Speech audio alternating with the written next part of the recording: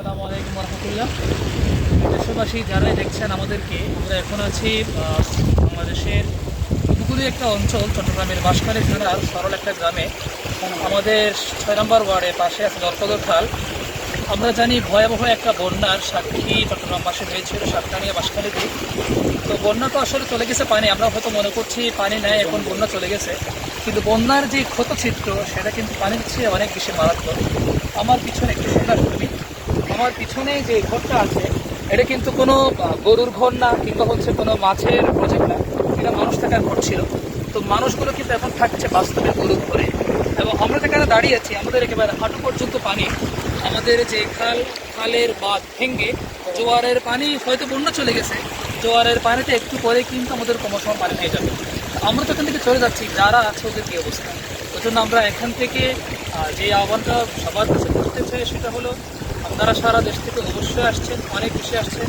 আপনাদের জন্য আমাদের ভালোবাসা দরদ সবগুলো আছে, আপনাদের ধন্যবাদ জানাচ্ছি।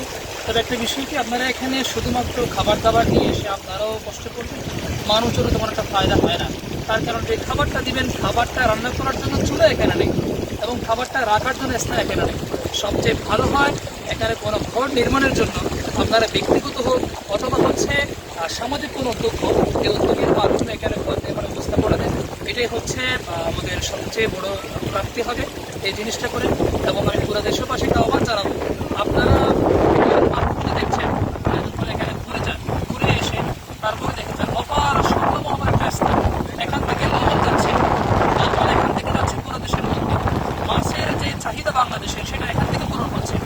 এমন একটা অর্থনৈতিক অঞ্চলের মধ্যে বাংলাদেশের রাষ্ট্র তারা এখানে এত অবহেলা দেখছে, এটাকে এটা আমাদের বুঝে আসে না। এটাকে রাষ্ট্র পরিচালনা করছে না, কেমন অবহেলা করছে, এটা সরকারকে উদ্যোগ হওয়া উচিত। এবং রাষ্ট্র যেহেতু আমাদের, আমরা যেহেতু নাগরিক, আমাদেরকে রাষ্ট্র দেখতে হবে, আমাদের সরকার উদ্যোগ গ্রহণ করা উচিত। আশা করছি আপনারা সবাই এই অঞ্চলগুলোকে আরও যেন উন্নত হয়, এবং এখানে যেন জীবনযাত্রার মানটা উন্নত হয়, এবং এখানকার অর্থনৈতিক যে সম্ভাবনা আছে আমরা যেন তাকে ব্যবহার করতে পারি। সবাই সচেষ্ট হবে ইনশাল্লাহ। সবাইকে ধন্যবাদ। আসসালামু আলাইকুম।